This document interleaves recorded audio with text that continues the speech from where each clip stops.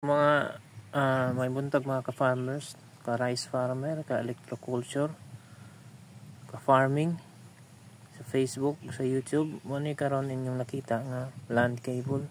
Ang land cable na siya unom ka buok, 8 ka buok nga gagawin nga wire, copper wire na kay copper wire ni siya. So ako na siya gihimong kuan karon electroculture antenna.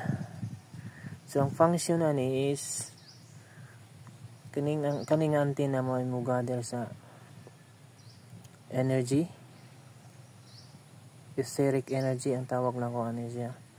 Iyan ang dalon sa ground para ma-activate tong mga nutrients o uban pa nga i-activate by means of electrical activation kani siya.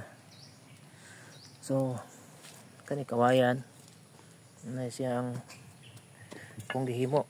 So ang tumoy pud ani nga mga ilubong inani siya. So mag-loop man ang energy pa dong diha. Kani gibugkot okay ra na gamay ra man. Yang tumoy akong gipanitan. Mao na mo touch sa ground. Na sila. So ako na siyang ibutang dito karon. Dito man na itong humay. Green na baya siya. Dito ang uban. Dito na pita. So tara na. Ato na nang ibutang.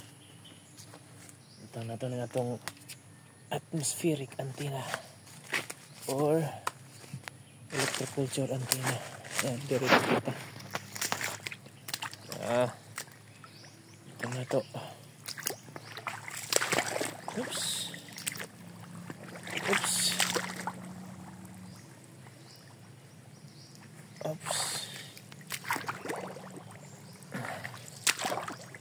Okay.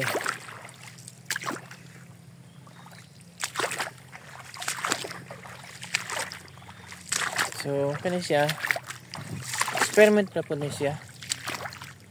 Kung eksperimentuhan na akong basakan.